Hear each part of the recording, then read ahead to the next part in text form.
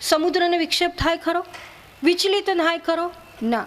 એવી જ રીતે ભક્ત છે એ કોઈને વિચલિત કરતો નથી, કારણ કે એને કોઈને ડરાવી કે વિચલિત કરી અને પોતાનું કોઈ કાર્યની સિદ્ધિ કરવી નથી, અને એનાથી કોઈ ભયભીત થતું નથી, કારણ કે એને કોઈનાથી ભયભીત થતો નથી, કારણ કે એને દ્વૈતનું દર્શન નથી, સર્વત્ર અદ્વૈત દર્શન છે, અને માટે એ કોઈનાથી ઉદ્વેગ્ન થતો નથી. હવે પછી કહે છે હર્ષ અમર્ષ ભય ઉદ્વેગૈ. હર્ષની લાગણી એટલે કોઈ ઈષ્ટની પ્રાપ્તિ થવાથી સ્વાભાવિક જે સુખની લાગણી થાય અને એનાથી પ્રફુલ્લિત થઈ જાય અથવા તો ખુશી થાય, એટલે સ્વાભાવિક છે કે આપણે એને પ્રદર્શિત કરીએ વાણી દ્વારા, શારીરિક ક્રિયાઓ દ્વારા વગેરે પ્રદર્શિત થાય. તો કે છે અહીંયા એવી લાગણી થતી નથી, કારણ કે ઈષ્ટની કોઈ અપેક્ષા નથી. અને હર્ષ ક્યારે થાય? જ્યારે બીજો વિષય છે એમાંથી સુખની અપેક્ષા હોય એટલે પ્રાપ્ત થાય તો હર્ષ થાય. અહીંયા પોતાના સુખને માટે એ બાહ્ય જગતમાં આધારિત, એને આલંબિત કર્યું નથી, આશ્રિત નથી, અને માટે એને હર્ષ છે એની લાગણી એવી થતી નથી. એનું મન છે એ સહજ પ્રફુલ્લિત છે પોતાના સ્વરૂપ પ્રાપ્તિને લીધે.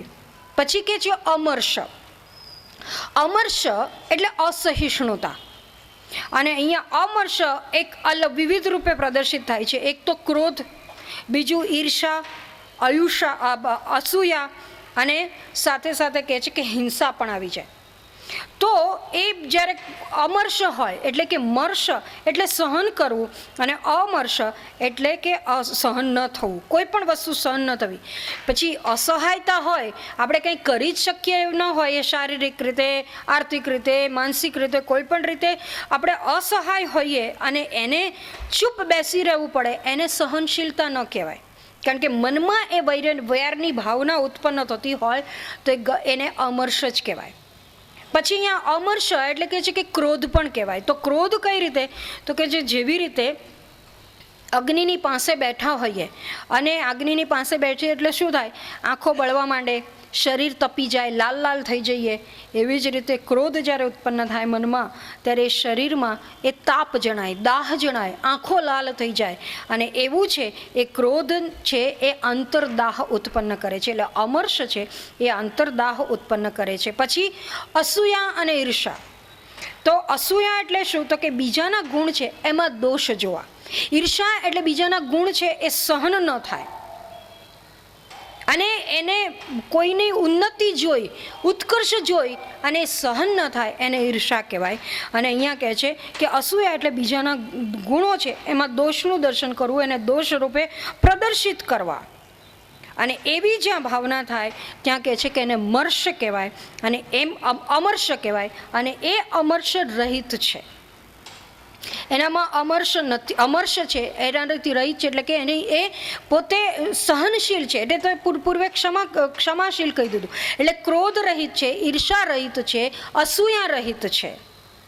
અને એવો જે છે એ અહીંયા કહે છે કે સાચો ભક્ત કહેવાય. હવે આ અમર્ષ કે કોઈનું કંઈ પણ સહન ન કરવું એ કે ઉત્કર્ષ એ કેવી વિચિત્ર વસ્તુ છે. એક વખત એક વ્યક્તિ છરો લઈ અને પોતાનું નાક અને કાન કાપવા માટે ઊભો હતો. ત્યાંથી એક સંત પસાર થયા, એટલે એને પૂછ્યું કે શું થયું છે કે તું પોતાનું નાક કાપવા માટે તૈયાર થઈ ગયો છે? કેમ? કારણ કે સંત છે કે ભક્ત છે એ કેવા છે? કરુણાવાન, સર્વભૂતે કરુણાવાન છે. એટલે આને સર્વભૂત હિતે રતા. એટલે એણે કહ્યું કે અમે બે મિત્રો હતા, બંને સાથે ભણ્યા, સાથે જ મોટા થયા અને પછી પોતપોતાનો વ્યવસાય શરૂ કર્યો.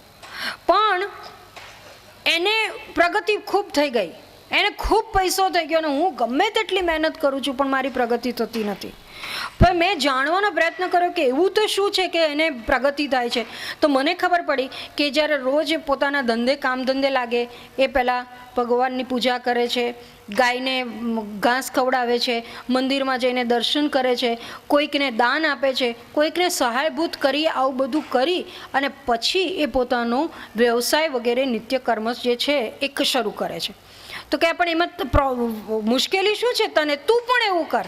તો કે ના, હું એટલા માટે મારા નાક કાન કાપું છું કે હું નાક કાપી અને એની સામે જઈને ઊભો રહીશ, એટલે મને નાક કાપેલો જુએ એટલે શું થાય કે એને અપશુકન થાય, અને એને અપશુકન થાય એટલે એને ધંધામાં ખોટ જશે, એટલા માટે હું આ કરું છું. આને કહેવાય અમર્ષ. સહન નથી થતી બીજાનું ઉત્કર્ષ, એના માટે પોતાને પણ નુકસાન કરવા માટે તૈયાર છે. એટલે અહીંયા કહે છે એ ભક્ત છે એવો નથી. અને શાસ્ત્રો તો કહે છે કે અમર્ષ, ક્રોધ, ઈર્ષા કે અસૂયારૂપી અગ્નિ છે એ જો હૃદયમાં હોય તો પરમાત્મા છે એની પ્રાપ્તિ ન થઈ શકે. કેમ?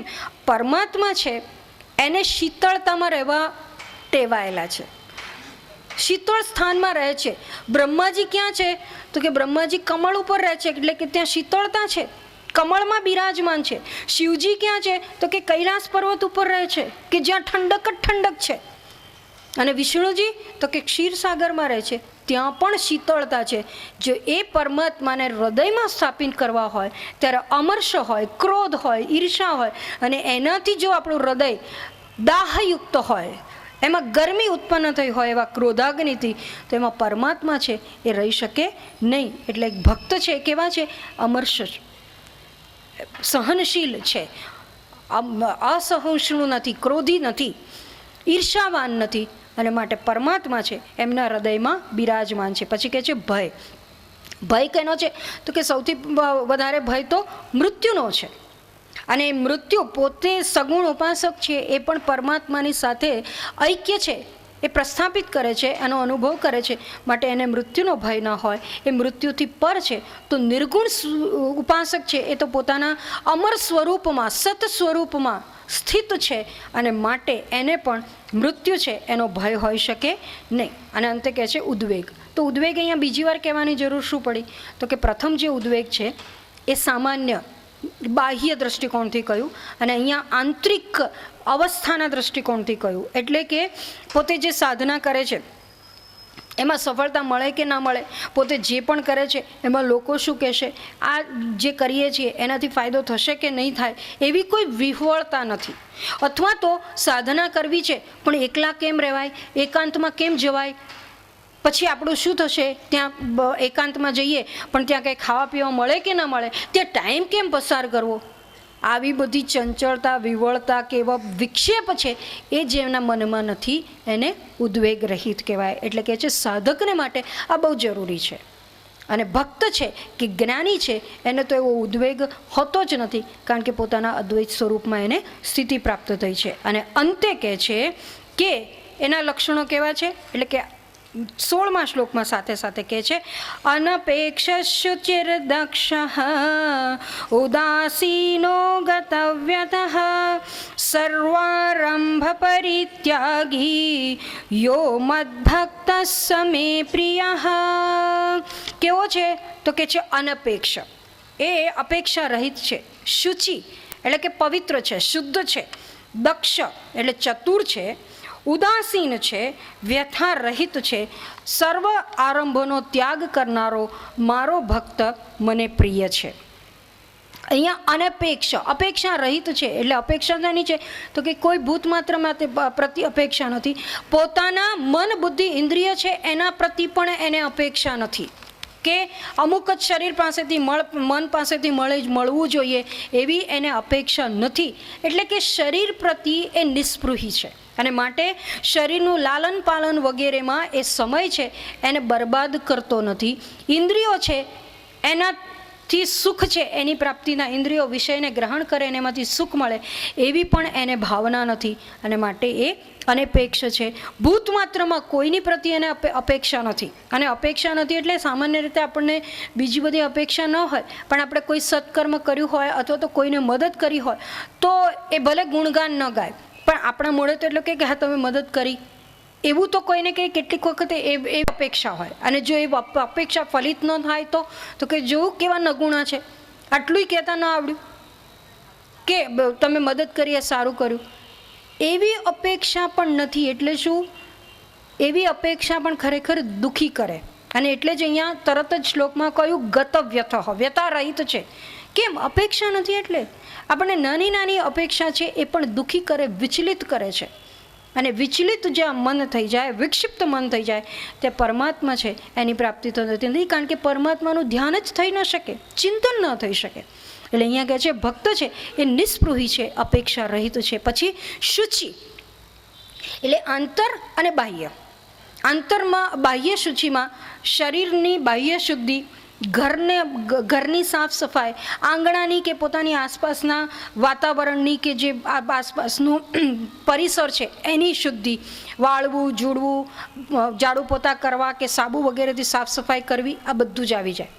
પછી શરીરની આંતરશુદ્ધિમાં જે અન્ન વગેરે ગ્રહણ કરીએ છીએ એ પવિત્ર હોય તો એનાથી આંતરશુદ્ધિ જે થાય છે એને પણ અહીંયા લેવાય.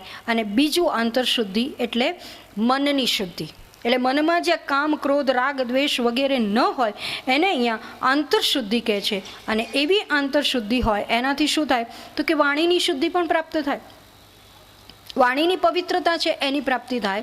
અને એવો શુચિયુક્ત, શુદ્ધિયુક્ત કોણ છે તો કે ભક્ત છે, એવી શુદ્ધિયુક્ત છે.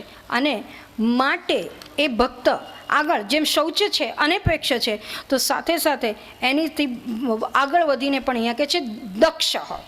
એટલે એવી જ્યાં શુચિ પવિત્રતા હોય ત્યાં દક્ષતા આવ્યા વિના રહે નહીં. અને એ દક્ષતા કેવી છે તો કે કૌશલ્ય. જે વસ્તુ વ્યવહારમાં પણ જે જેવી છે એવી સચોટ રીતે સમજવાની જે ક્ષમતા છે એને દક્ષતા કહેવાય, ચાતુર્ય કહેવાય. અને પારમાર્થિક કે આધ્યાત્મિક દ્રષ્ટિકોણથી જોવા જઈએ તો સર્વત્ર પોતાના સ્વરૂપનું દર્શન કરવાની જે આવડત છે, સર્વત્રમાં પરમાત્મા દર્શન કરવાની જે આવડત છે એને અહીંયા દક્ષતા એવું કહેવામાં આવે છે. અને સાથે સાથે કહું ઉદાસીન. ઉદાસીન એટલે સામાન્ય આપણે એવું માનીએ કે ઉદાસ થઈ જાય છે, ગ્લાની છે, ના એવું નહીં. જો ઉદાસીનનો અર્થ એવો ગ્લાની લઈએ તો દક્ષતા સંભવી શકે નહીં, કારણ કે દક્ષ વ્યક્તિ એવી છે કે પોતાનું કાર્ય કરવામાં કુશળ છે, એ વ્યવહારિક હોય કે પારમાર્થિક દ્રષ્ટિકોણથી હોય. અને એની એ જે કાર્યકુશળતાની લાક્ષણિકતા છે ગમે ત્યાં જણાયા વગર રહી નહીં. જો ઉદાસીન હોય તો એ તો આળસુ હોય, તો એની કાર્યક્ષમતા છે એનું પ્રદર્શન થઈ શકે જ નહીં. એટલે અહીંયા ઉદાસીન એનો અર્થ છે ઉત આસીન, ઉપર જે બેઠો છે તે. ઉપર શું છે તો કે બ્રહ્મ, એટલે કે બ્રહ્મ તત્વમાં જે સ્થિત છે એ ઉદાસીન છે. અને દક્ષ એટલે જે સર્વત્ર બ્રહ્મ દર્શન કરે છે, જેને પરમાર્થના કે શાસ્ત્રો છે એના સંકેત સમજવાની આવડત છે, સમજવાની પકડવાની આવડત છે, એને દક્ષ કહેવાય. એક વખત એક વ્યક્તિ એણે સાંભળ્યું કે હિમાલય છે એના પહાડોમાં એવી ઔષધિ થાય છે કે જેનાથી મૃત્યુ પામેલો વ્યક્તિ છે એ જીવિત થઈ જાય. એણે આખું હિમાલય ખૂંદી વળ્યા, પહાડ ભમી જાય, પણ કાંઈ મળ્યું નહીં. પછી એણે એક સંતને જે પૂછ્યું કે શાસ્ત્રો જો આવું કહે છે તો હું તો આટલું બધું ભણ્યો, મને ભટક્યો પણ મને કંઈ મળ્યું નહીં, તો શાસ્ત્રો ખોટા લાગે છે. તો કે શાસ્ત્રો ખોટા નથી, શાસ્ત્રો તને સમજાયા નથી. તો કેવી રીતે તો કે પહાડોમાં ઔષધિ છે જેનાથી મૃત વ્યક્તિ જીવિત થાય છે. એટલે શું તો કે પહાડ એટલે વિદ્વાન વ્યક્તિ, જ્ઞાની. ઔષધિ એટલે શાસ્ત્રો, મૃત વ્યક્તિ એટલે અજ્ઞાની. અને જીવિત થાય છે એટલે કે વિદ્વાન છે એ શાસ્ત્રોના આધારે આ અજ્ઞાની છે એને જ્ઞાની કરી અને અમરતા બક્ષે છે એવું કહેવાય. આમ જે શાસ્ત્રોના સંકેત પકડે એ દક્ષ છે. અને ઉદાસીન એટલે જે ઉપર બેઠો છે, અથવા ઉદાસીન જોવા જઈએ તો જે તટસ્થ છે.